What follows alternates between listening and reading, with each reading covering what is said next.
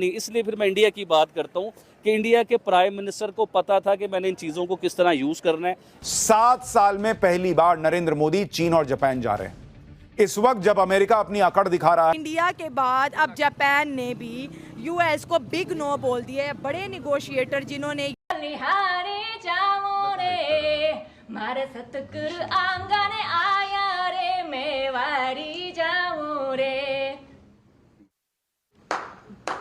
देश विशेष रणनीतिक और वैश्विक साझेदारी के अगले चरण को आकार देने पर ध्यान केंद्रित करेंगे।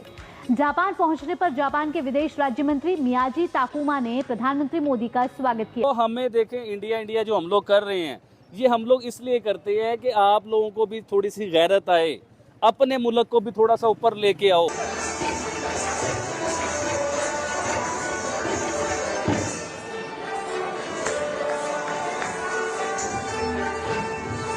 यूएस जाना था, ट्रेड डील किया, उन्होंने अपना विजिट ही कैंसिल कर दिया। अब इस विजिट कैंसिल के लेके पूरा वर्ल्ड, इतने आर्टिकल अब तक मेरे ख्याल से 200 से ज़्यादा आर्टिकल्स लिखे जा चुके हैं और जापान को इंडिया के साथ लिंक कर रहे हैं कि देखिए पहले शट अप कॉल इंडिया ने बोला यूएस को, और अब जापान भी कह रहा है कि भाई अमेरिका। जापान के प्रधानमंत्री शिगेरू इशिबा के आमंत्रण पर प्रधानमंत्री टोक्यो में 15वें वार्षिक शिखर सम्मेलन में भाग। नमस्ते दोस्तों, प्रधानमंत्री मोदी अभी 2 दिन के जापान दौरे पर है और वहां उन्होंने भारत और जापान के बीच आर्थिक संबंधों को मजबूत करने पर जोर दिया है। टोक्यो में हुई Bharat Japan joint economic forum की बैठक में उन्होंने एक बड़ा और अहम बयान दिया है। पीएम मोदी ने भारत को निवेश के लिए सबसे अच्छी जगह बताया। उन्होंने कहा, दुनिया की नजरें ही नहीं, भरोसा भी भारत पर है। उसका सीधा मतलब है कि भारत अब सिर्फ एक उभरता हुआ बाजार नहीं बल्कि एक भरोसेमंद आर्थिक शक्ति बन गया है। मोदी ने अपने भाषण में एक और खास बात कही जो भारत और जापान के रिश्ते का सार है। उन्होंने कहा कि जापान टेक्नोलॉजी का वेयरहाउस है जो कि भारत टैलेंट का वेयरहाउस है। जब टेक्नोलॉजी और टैलेंट मिलते हैं तो वो दुनिया का नेतृत्व कर सकता है। यह बात बिल्कुल सही लगती है क्योंकि जापान की उन्नत टेक्नोलॉजी और भारत की बढ़ती संख्या में मौजूद कुशल आबादी मिलकर कोई नई चीजें कर सकता है। जापान के प्रधानमंत्री शिगेरू इशिबा ने भी इस बात पर सहमति जताई। उन्होंने कहा कि भारतीय टैलेंट और जापानी टेक्निक एक दूसरे के लिए बने हैं। नहीं, इसलिए फिर मैं इंडिया की बात करता हूँ कि इंडिया के प्राइम मिनिस्टर को पता था कि मैंने इन चीज़ों को किस तरह यूज़ करना है। ऐसे तो देखिए ना कि दुनिया की 5वीं बड़ी इकॉनमी ऐसे नहीं बन जाते, उसके लिए दिमाग चाहिए। किस तरह वो फॉरेन रिजर्व बाहर की दुनिया के पैसे अपने मुल्क में किस तरह डॉलर्स लेके आए, किस तरह उन्होंने अपने लोगों को पूरी दुनिया। आप देखें ना, बरतानिया का वज़ीर आज़म कौन है? इंडियन है। ऋषि सन्ना साहब जो इंडिया के पैदावार हैं, इंडिया के हैं वो। आप सिर्फ उनके प्राइम मिनिस्टर की बात करें, आप गूगल उठा के देख लें, आप ट्विटर उठा के देख लें, आप यूट्यूब उठा के देख लें, वहाँ पर सारी जगह पर आपको सीईओज इंडियंस नजर आएंगे। एंड यूके के अंदर 80% वहाँ पर आपको हिंदू दिखते हैं। मैडम, नरेंद्र मोदी ने जैसा स्टैंड ट्रंप की सनक के खिलाफ लिया है वो दुनिया के लिए एक मिसाल है। ट्रंप की टैरिफ नीतियों के खिलाफ अब दुनिया के देश भारत के साथ आ रहे हैं और अमेरिका को झटका भी दे रहे हैं। जैसे आप देखिए, जापान ने टैरिफ रेट कम करने के लिए अमेरिका के साथ एक डील की थी। अमेरिका ने जापान पर 25% टैरिफ लगाया था, जिसके बाद जापान और अमेरिका के बीच टैरिफ को लेकर डील हुई। इसके बाद अमेरिका ने जापान पर टैरिफ कम करके 15% कर दिया और बदले में जापान ने अमेरिका में $550 बिलियन निवेश करने की बात कही। $550 बिलियन निवेश पैकेज को लेकर जापान और अमेरिका में बात हो रही थी। जापान के टॉप बिजनेस नेगोशिएटर रयोसेई आकाजावा को इस डील के लिए अमेरिका जाना था, लेकिन जापान के टॉप नेगोशिएटर ने अपना अमेरिका का दौरा रद्द कर दिया है।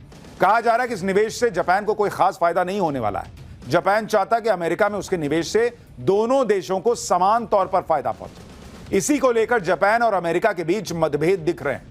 डील के कुछ बिंदु हम बात कर रहे हैं एक बड़ी ही हॉट खबर पे कि इंडिया के बाद अब जापान ने भी यूएस को बिग नो बोल दिया है। बड़े निगोशिएटर जिन्होंने यूएस जाना था, ट्रेड डील किया, उन्होंने अपना विजिट ही कैंसिल कर दिया। अब इस विजिट कैंसिल के लेके पूरा वर्ल्ड, इतने आर्टिकल अब तक मेरे ख्याल से 200 से ज़्यादा आर्टिकल्स लिखे जा चुके हैं और जापान को इंडिया के साथ लिंक कर रहे हैं कि देखिए पहले शट अप कॉल इंडिया ने बोला यूएस को, और अब जापान भी कह रहा है कि भाई अमेरिका दोगला चल रहा है, इसने हमारे साथ जो निगोशिएशन की थी ट्रेड डील की, ये वो कोई भी वादा पूरा नहीं कर रहा और बदले में मुझे कह रहा है कि मैं जापान से $550 बिलियन जाके यूएस की मार्केट में इन्वेस्ट कर दूं, कार में, मैन्युफैक्चरिंग में एंड अदर थिंग्स में।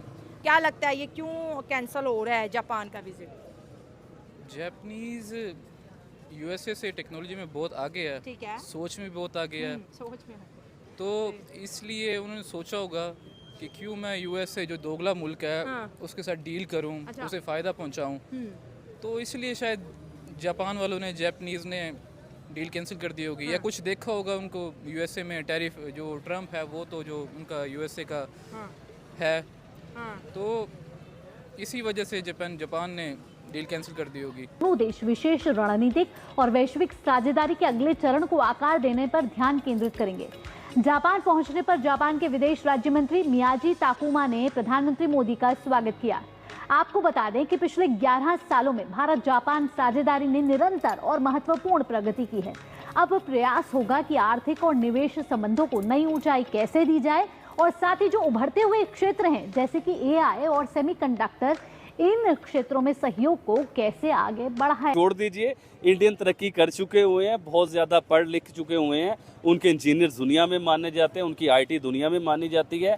तो हमें देखें, इंडिया जो हम लोग कर रहे हैं, ये हम लोग इसलिए करते हैं कि आप लोगों को भी थोड़ी सी गैरत आए, अपने मुल्क को भी थोड़ा सा ऊपर लेके आओ। अपने मुल्क के लिए क्या हमारा दिल नहीं करता कि हम सस्ती चीज़ें खरीदें?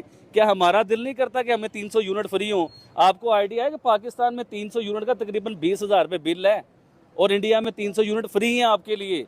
और अगर हम बात करें दो बड़ी पावर्स की, इंडिया और जापान, क्योंकि आप जापान जाना है, जापान के इंटरनल एक्सटर्नल अफेयर्स को भी आप स्टडी करते होंगे, तो आपको क्या लगता है कि इंडिया और जापान ये ट्रम्प टैरिफ के बाद कितने ज़्यादा क्लोज आ सकते हैं, क्योंकि जापान एक बड़ी इन्वेस्टमेंट इंडिया में करने जा रहा है?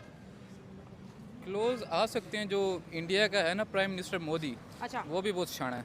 शाना है? शाना है वो कैसे? यार, देख लेना, वो अपनी कौम के लिए वो बहुत ठीक है। अच्छा। जो ना मोदी पाकिस्तान में तो नहीं है, अपने प्राइम मिनिस्टर जो भी हैं, नवाज शरीफ वाले, मरियम नवाज, ये नहीं है ठीक। जो मोदी है वो अपनी कौम के साथ सिंसियर है, अच्छा, तो वो कर लेगा जापान से डील। मुद्दों पर प्रशासनिक स्तर पर चर्चा की जरूरत बताई जा रही है। इसी वजह से जापान के नेगोशिएटर ने अमेरिका जाने का प्लान कैंसिल कर दिया है। यानी भारत जो हिम्मत दिखा रहा है, भारत जो आत्मसम्मान की लड़ाई लड़ रहा है, उसका रिपल इफेक्ट हो रहा है। अब जापान को भी लग रहा है कि अरे यार, भारत कर सकता है, हम क्यों नहीं? डील करेंगे लेकिन हमको भी फायदा दो। जापान के इस फैसले से अमेरिका को झटका लग गया है। भारत के समर्थन में कई और देश आ रहे हैं। ऑस्ट्रेलिया ने टैरिफ के मुद्दे पर भारत का समर्थन कर दिया है। ऑस्ट्रेलिया की विदेश मंत्री पोनी वोंग ने कहा है कि हम भारत को एक मजबूत और भरोसेमंद साझेदार मानते हैं। हम स्वतंत्र और निष्पक्ष व्यापार में विश्वास करते हैं।